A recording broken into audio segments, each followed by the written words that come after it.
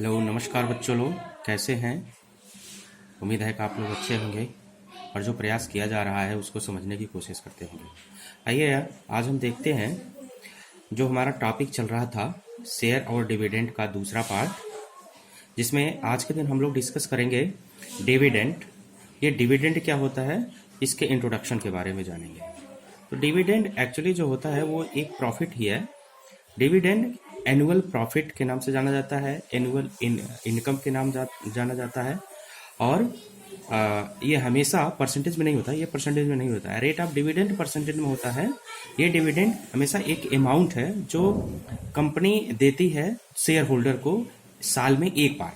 और ये जो होता है डिविडेंड, वो हमेशा फेस वैल्यू पे कैलकुलेट किया जाता है। तो इस तरह से हम डिविडेंड को डिफाइन कर सकते हैं, एक ऐसा profit which a share holder gets from his investment for his investment from the company is called the dividend. यानी कि डिविडेंड एक ऐसा प्रॉफिट है जो शेयर होल्डर को मिलता है और किसके द्वारा दिया जाता है, share holder gets from his investment. यानी कि जो पैसा शेयर होल्डर कंपनी में लगाया होता है, उस पैसे के बदले उसको जो प्रॉफिट मिलता है, उसी प्रॉफिट को क्या बोलते हैं, डिविडेंड बोलते हैं।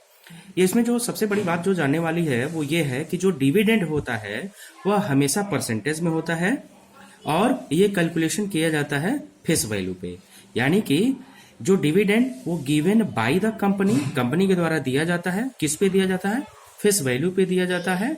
ऑफ द शेयर का जो भी फेस वैल्यू होगा उस पे दिया जाएगा। आपको पता है कि फेस वैल्यू हमेशा क्या होता है, कांस्टेंट होता है, लेकिन मार्केट वैल्यू चेंज होता रहता है according to the performance of the company.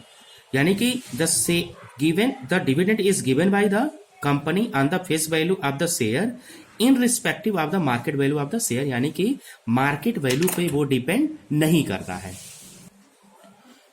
जो क्वेश्चन होता है वो कभी कभी कोटेशन के रूप में भी दे दिया जाता है। जैसे आपके सिलेबस में 2-3 ऐसे 4 क्वेश्चन मिलेंगे जो कोटेशन के रूप में रहेंगे। जैसे उसमें मैंने एक एग्जाम्पल लिया है। पहला वाला एग्जाम्पल जो है वह एक तरह का कोटेशन एक तरह का है, जिसमें इसमें दिया गया है 15% ऑफ ₹100 शेयर्स एट ₹145।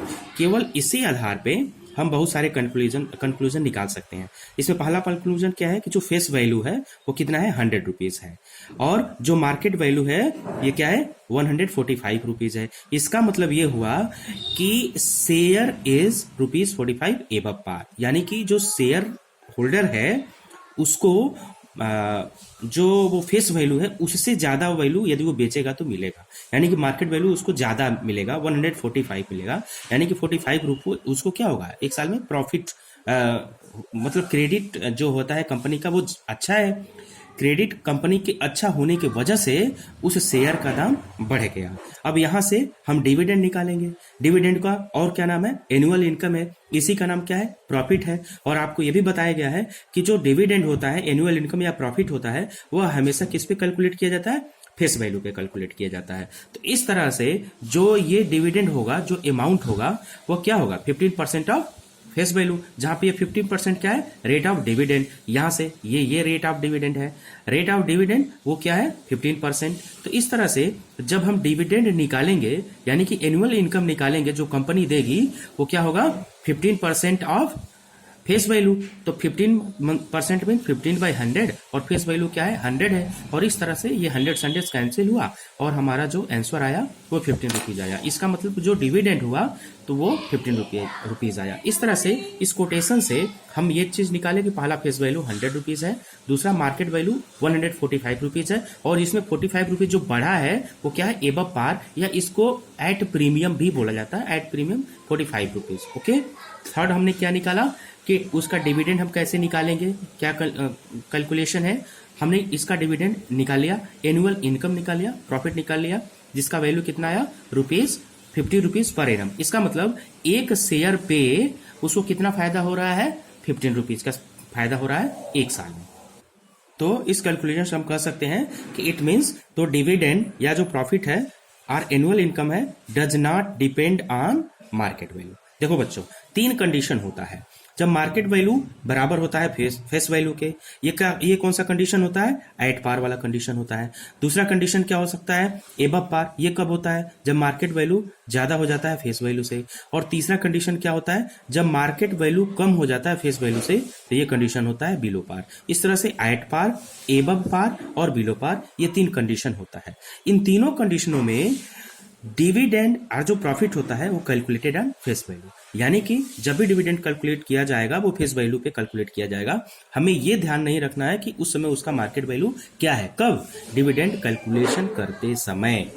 अब देखो, अभी हमने जो इधर पार्ट 1, पार्ट 2, पार्ट 3 में बचाया, तो जो पार्ट 3 था, थर्ड नंबर था, ये क्लियर हो गया कि the income on the market value of rupees 145 is 15 rupees for 1 year. इसका मतलब जो कंपनी के द्वारा शेयर खरीदा है, जो कंपनी के द्वारा शेयर खरीदा है, वह 100 रुपए खर्च करके 15 रुपीज पर ईयर लेगा। लेकिन जो कंपनी से शेयर नहीं खरीदा है, मार्केट से शेयर खरीदा है, वह 145 रुपीज खर्च करके उसको 15 रुपीज का फायदा होगा। ये 2 चीजें क्लियर हुई इससे। इस बेस पे एक चौथा जो बहुत इंपॉर्टेंट चीज है जो हम निकालते हैं, जो 5वां है, वो ये है कि रेट ऑफ रिटर्न कैसे निकालते हैं। जो रेट ऑफ रिटर्न होता है उसको इल्ड भी बोला जाता है, इल्ड या इल्ड पर एनम बोला जाता है। ये always calculated on market value. ये देखिए, जो इल्ड है वो हमेशा मार्केट वैल्यू पे कैलकुलेट किया जा रहा है। लेकिन वहीं जब हम लोगों ने डिविडेंड निकाला तो अमाउंट ऑफ डिविडेंड किस पे कैलकुलेट किया जाता था? फेस वैल्यू पे। ध्यान रहे, जो इल्ड है यानी कि रेट ऑफ जो रिटर्न है वो मार्केट वैल्यू पे कैलकुलेट किया जाता है। तो इसका मतलब यह है कि it tells that how much percent we means who share holder are getting annually. तो therefore the rate of return या यील्ड परसेंट का जो फार्मूला होता है वो होता है एनुअल इनकम। ये एनुअल इनकम क्या है? प्रॉफिट है। ये एनुअल इनकम क्या है? डिविडेंड है, अपॉन मार्केट वैल्यू इनटू 100। ये परसेंट में हमेशा निकाला जाएगा। अब तीसरे वाले से हम लोगों ने ये निकाला कि जो इसका एनुअल इनकम आया वो कितना आया था? 15 रुपीज। मार्केट वैल्यू क्या था इसका? 145 रुपीज था। इस तरह से हमने जब कैलकुलेट किया तो ये देखा कि रेट ऑफ रिटर्न कितना हो रहा है? 10 इंटीजर 10/29%। इतना उसका क्या हो रहा है? रेट ऑफ रिटर्न हो रहा है। यानी कि यदि कोई शेयर होल्डर मार्केट से 145 रुपीज में शेयर को खरीदता है तो पर एनम उसका जो रिटर्न निकल रहा है वो इतना निकल रहा है, 10 होल नंबर 10/29%। अब इसी तरह हम एक similarly I want to take one other example, another quotation, that is 12% ₹25 share at a discount of ₹5। इसका मतलब क्या हुआ कि यहाँ पे ये फेस वैल्यू क्या है? 25 रुपीज है। रेट ऑफ रिटर्न क्या है? रेट ऑफ डिविडेंड क्या है? 12 रुपीज है। और ये डिस्काउंट पे चल रहा है, 5 रुपीज के डिस्काउंट पे चल रहा है। यानी कि ये कौन सा कंडीशन है? Below par. यहाँ पे देखिए डिस्काउंट चल रहा है, यानी कि फेस वैल्यू उसका क्या था? 25 रुपीज था। लेकिन जो क्रेडिट है कंपनी की कम हो रही है, परफॉर्मेंस कंपनी का कम हो रहा है, जिसकी वजह से वो 5 रुपए डिस्काउंट पे चल रहा है। तो इस तरह से उसका जो मार्केट वैल्यू होगा, फेस वैल्यू 25 रुपीज से 5 रुपए कम, यानी कि 20 रुपीज होगा। इस कंडीशन में हम देखें तो मार्केट वैल्यू क्या हो गया? कम हो गया फेस वैल्यू से। यानी कि कौन सा कंडीशन है? बिलो पार या एट डिस्काउंट वाला कंडीशन है। अब यदि इस कंडीशन में हम एनुअल इनकम निकालना चाहें, जिसको हम प्रॉफिट भी बोलते हैं, जिसको हम डिविडेंड ऑफ 1 शेयर भी बोलते हैं, ये भी क्या होगा? Rate of dividend into face value. क्यों? क्योंकि जो रेट ऑफ डिविडेंड, जो अमाउंट ऑफ डिविडेंड निकाला जाता है, एनुअल निकाला जाता है, वो हमेशा फेस वैल्यू पे निकाला जाता है। इसको कैलकुलेट किए तो कितना आया? 3 रुपीज आया। इसका मतलब ये हुआ कि 20 रुपए मार्केट वैल्यू पे जो इनकम है इस कंडीशन में वो कितना हुआ? 3 रुपीज हुआ। तब जब हम यहां भी रेट ऑफ रिटर्न निकालना चाहेंगे तो annual income upon investment into 100%, तो एनुअल इनकम कितना आया? 3 रुपीज बाई 20, यानी कि 15% यहाँ पे उसका एनुअल इनकम दिखा रहा है। कब? जब फेस वैल्यू क्या है? 25 रुपीज है, लेकिन मार्केट वैल्यू कितना हो गया? मार्केट वैल्यू उसका हो गया 20 रुपीज। तो इस कंडीशन में उसको फायदा कितना हो रहा है? 15% का। यानी कि जो ओरिजिनल शेयर होल्डर होगा, जो कंपनी से शेयर खरीदा होगा, उसको 25 रुपए खर्च करने पर कितना फायदा हो रहा है? 15% का फायदा हो रहा है। लेकिन अब चूंकि उसकी क्रेडिट कम हो गई है, कंपनी की क्रेडिट खराब हो गई है, तो मार्केट वैल्यू उसका कम हो गया है, तो जो मार्केट से लिया होगा शेयर उसको 20 रुपए खर्च करके ही 15% का रेट ऑफ रिटर्न मिल रहा है। अब आइए देखते हैं कुछ फार्मूला जो बहुत ही इंपॉर्टेंट है। जैसे मान लीजिए हम इन्वेस्टमेंट निकालना चाहते हैं।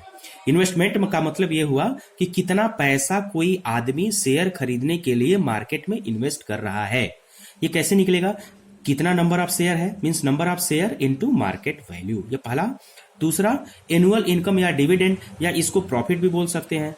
ये प्रॉफिट कैसे निकलेगा? उसका फार्मूला है number of share into rate of dividend into face value, ठीक है। फिर तीसरा कैसे लिखेगा? रेट ऑफ रिटर्न, अभी जो बताया था। यील्ड कैसे निकलता है? एनुअल जो इनकम होता है अपॉन इन्वेस्टमेंट इनटू 100, ये हमेशा किस में निकलेगा? परसेंटेज में निकलेगा, ठीक है ना। अब इसमें चौथा जो फार्मूला है वो क्या है? Number of share. तो number of shares is equal to investment upon market value of 1 share. या इसको निकालने का एक दूसरा फार्मूला है, वो क्या है? Annual income upon income of 1 share. यहाँ पे क्या था? Investment upon market value of 1 share. Okay, try to understand. यह number of share we can calculate with the help of two formula. The first one is investment upon market value of 1 share, and the other formula is annual income upon income of 1 share. And again, one more thing, one more formula we can create here, just like what is that? Rate of dividend, जिसको हम symbolically दिखाएंगे dividend percent into face value is equal to rate of return, जिसको हम symbolically दिखाएंगे yield, y for yield percent into market value. अब यहां से हम इसको ऐसे कैसे निकाल सकते हैं? ऐसे कैसे कन्वर्ट कर सकते हैं? Dividend percent into face value equal to yield percent into market value. फिर इसको हम ऐसे कर सकते हैं, dividend percent upon yield percent equal to market value upon face value. इस तरह से इस वीडियो में हमने ये क्लियर करने की कोशिश किया कि शेयर एवं डिविडेंड से संबंधित जो डिविडेंड है वो क्या चीज है, और संबंधित जो कोटेशंस थे वो हमने बताया। फिर उससे संबंधित जो फार्मूले थे वो बताया गया। इसके बाद वाले वीडियो में ये बताने की कोशिश की जाएगी कि कैसे कुछ क्वेश्चन को हम सॉल्व करें वनली यूजिंग दिस 4-5 फार्मूला। केवल ये 2-4 फार्मूलों का यूज करके ही हम सारे के सारे क्वेश्चन कर सकते हैं। तो I hope, stay hope, save lives and prepare for the syllabus. Thank you.